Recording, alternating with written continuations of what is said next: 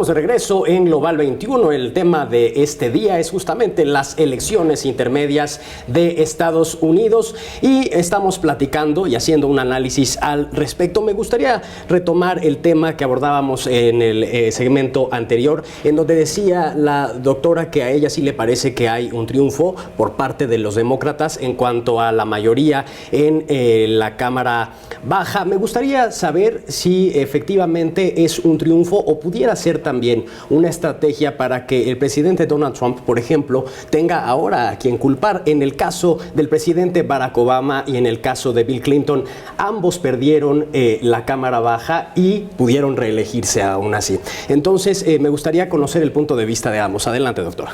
Bueno, eso que mencionas es muy importante porque usualmente el pueblo norteamericano ha votado también con una, no sé si qué tan consciente, pero una idea del balance de poder.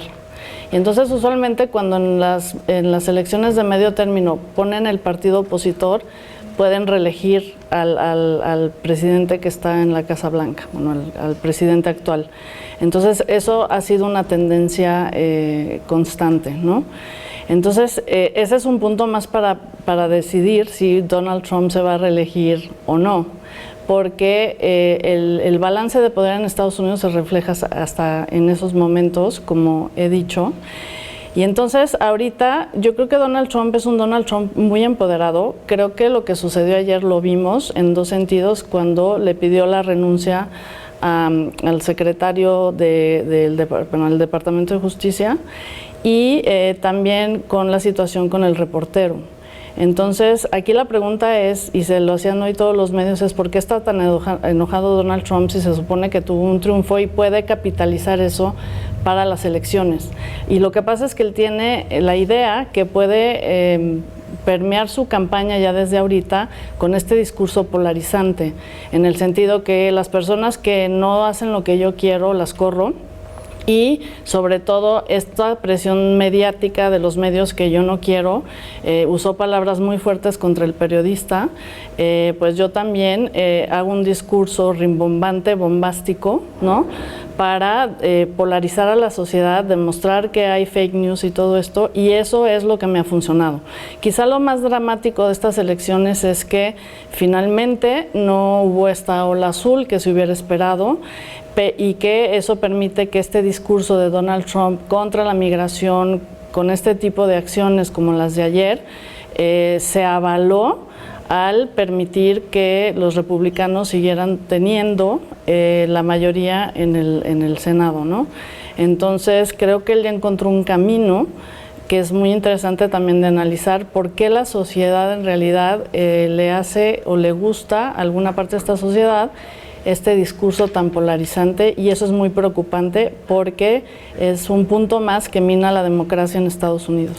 Y que ha sido una constante en la historia de Estados Unidos. Siempre el imperio norteamericano ha buscado tener un enemigo, pero Donald Trump y su discurso de odio lo ha dividido aún más. No sé si esté de acuerdo, doctor. Sí, totalmente. De hecho, históricamente en midterms hay pocas midterms que sean muy exitosas para los presidentes que están en el poder. Por ejemplo, están las del 62 de Kennedy, que justo acababa de salir de la crisis de los misiles. Está la de 2002 de George Bush, hijo, que justo acababa de haber el problema, los atentados de las Torres Gemelas. Y en ese caso Donald Trump pretendió que la caravana de inmigrantes era una invasión comparable a una situación de guerra como la del 62 y la del 2002, que era evidentemente algo insostenible.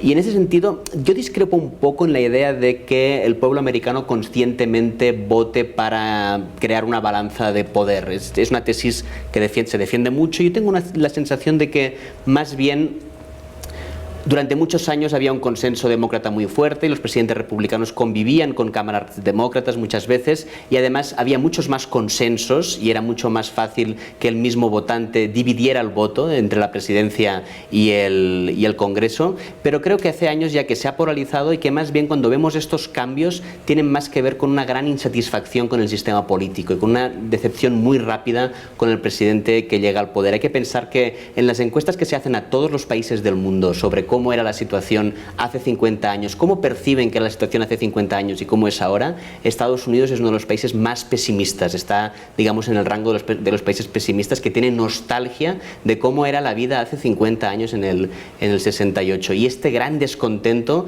se traslada, yo creo, al sistema político, a una gran inestabilidad en el sistema político. Ahora, tras el resultado de estas elecciones, ¿qué permanece y qué no? Es decir, ¿el muro todavía va o definitivamente es un proyecto cancelado? ¿Todavía podría hacérsele el impeachment o juicio político al presidente? ¿Qué se mueve con estas elecciones, doctora? Bueno, yo sí creo que el muro va y no sé quién lo va a pagar, pero obviamente los demócratas no le van a dar el dinero a Donald Trump por hacerlo, y él seguramente lo va a hacer y seguramente va a encontrar la forma de cobrárselo a México, tal vez vía tarifas o algo así, pero es una promesa de campaña y no la va a soltar, y es una promesa de campaña que le dio frutos, ¿no? Le trajo beneficios, y entonces yo creo que eso va a seguir ahí.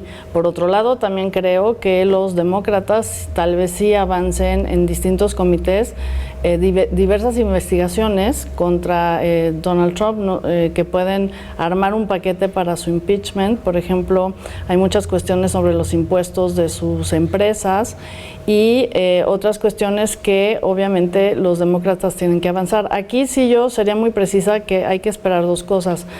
¿Quién va a ser el Speaker of the House? Ahora que tienen la mayoría, se habla mucho de Nancy Pelosi. Ayer Donald Trump tampoco le hizo un favor a Nancy Pelosi cuando la empujó para que ella fuera. Hay parte de esta nueva juventud, de este nuevo movimiento del Partido Demócrata que no la quiere. Y derivado de quién sea el Speaker of the House, vamos a tener la repartición de los comités, que son muy importantes, para ver cómo quedan los comités que se pueden establecer como comités de vigilancia, para obviamente ir armando el tema del impeachment.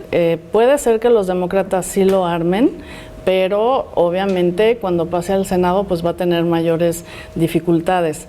En ese sentido sí quiero señalar que el Senado está interesante, porque sí es una mayoría republicana, pero es una mayoría minoritaria, porque si vemos los números hay muchos senadores demócratas también.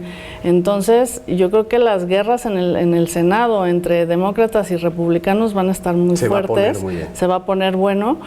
Y bueno, yo creo que si estos dos temas que planteabas pues pueden avanzar del lado demócrata, si hay un interés. Usted, doctor, ¿qué cree que se conserve de los planes que tenían los republicanos y qué cambiará? Está muy incierto porque, como se dice, tiene mucho que ver con la actitud que va a tener el Partido Demócrata, si va a querer colaborar con la Casa Blanca o si va a tener una actitud más obstruccionista. Es difícil de decir, en el sentido de que ya ha habido la retórica es muy confrontacional, pero ya ha habido acuerdos. Por ejemplo, la ley de gasto militar la han votado 90 senadores, y entre los que no han votado la ley de gasto militar, la mayoría son republicanos. El único que no ha votado la ley de gasto militar es Bernie Sanders. El resto de republicanos, de demócratas, lo han votado. Hay que ver qué va a pasar ahí en el tema de los pactos sobre infraestructura, que se está hablando ahora de que puede haber pactos sobre infraestructura muy importantes, pactos también sobre Medicaid y Medicare, y en relación sobre todo a los fármacos. Hay retórica también y hay indicios de que podría haber pactos entre demócratas y republicanos para bajar los costos de los fármacos. Al mismo tiempo también hay indicios de que podría la cosa calentarse tanto como para llegar al intento de impeachment, porque el impeachment seguro fracasaría, pasaría solo en la Cámara de Representantes, y luego en el Senado es imposible que pase porque tendría que contar con 2/3 del Senado. Sin embargo, mi intuición es que no van a apretar mucho el tema del impeachment, porque les conviene más bien ir con la bandera de que van a por una derrota de Trump en las urnas, no en el impeachment sino en las urnas, y si les fallara en 2020 la derrota en las urnas, yo creo que entonces sí se abrirían muchas posibilidades a los intentos de impeachment. Ahora, bueno, hay muchos temas que cubrir acerca de estas elecciones, nos consume el tiempo. Me gustaría que concluyéramos con qué puede suceder con México, es decir, qué consecuencias habrá para nuestro país a partir de estas elecciones. En el tema migratorio, ¿qué se va a resolver? ¿Hay alguna creencia en un momento dado con respecto a que nos va mejor con los demócratas? Yo no estoy tan de acuerdo con eso. ¿Qué se va a modificar en ese sentido, doctor? Bueno, yo creo que esa es una creencia reciente, porque si hacemos memoria, por ejemplo, por allá de los 80, al principio de los 90 o en el contexto de la negociación de NAFTA, los demócratas no eran nada amigos del Telecán, por ejemplo, ¿no? Los demócratas no eran nada amigos de la migración porque tienen a toda la fuerza laboral a través de los sindicatos como parte de su plataforma. Luego llegó Bill Clinton y sí, al aceptar el Telecán, pues obviamente cambiaron las cosas y sí ha habido en estos últimos tiempos un realineamiento como de los demócratas, digamos, aceptar más estas ideas, por decirlo así, neoliberales que no habían estado mucho en su tradición.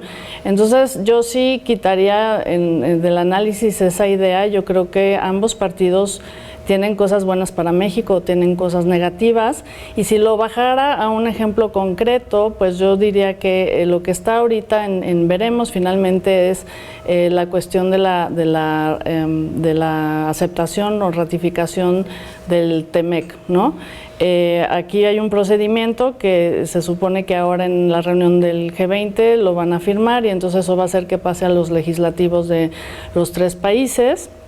Incluso antes de que se vaya Peña Nieto, ¿cierto? Incluso antes que se vaya Peña Nieto, y voy a decir algo, a Estados Unidos si le conviene más a la administración que se ratificara en esta legislatura y no en la que sigue, porque no se sabe hasta qué punto los demócratas pueden utilizar el TEMEC como una carta de negociación para otras cosas. Puede ser que digan, bueno, sí lo aceptamos, pero entonces negocio esto en otra parte, o no lo acepto porque yo tengo los temas como los laborales que no vienen aquí bien planteados y que voy a tratar de enmendar como está el tratado para meter los temas de mi interés.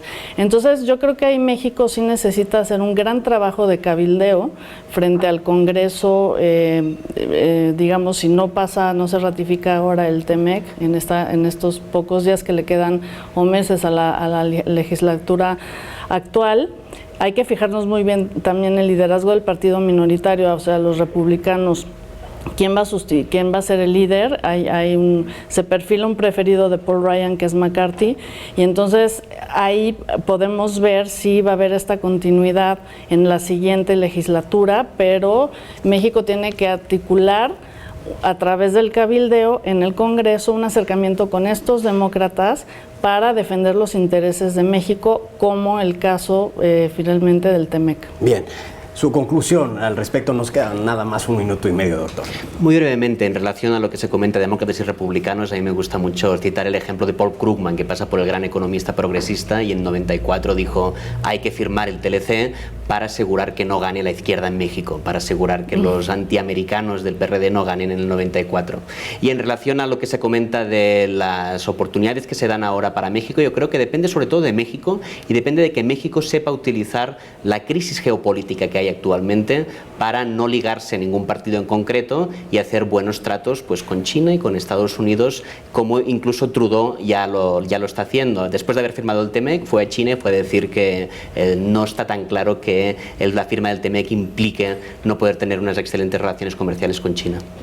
Bien, pues esperemos en las próximas fechas escuchar un poco más al respecto de lo que sucederá en nuestro país, de lo que está sucediendo en todo el mundo luego de estas elecciones en Estados Unidos. Yo les agradezco mucho, doctora Pía Taracena Gut, y al doctor Andreu Espasa de la Fuente, pues que nos hayan visitado para hablar justamente de este tema que es crucial para nuestro país, desde luego para los Estados Unidos, y que ha movido de alguna manera, no sé si estén de acuerdo, en otros temas que no pudimos hablar, como la representación de las mujeres y la participación de los jóvenes. Yo le deseo a usted que tenga una estupenda noche. Lo espero mañana en punto de las 9 de la noche en 21 Noticias. Muy buenas noches.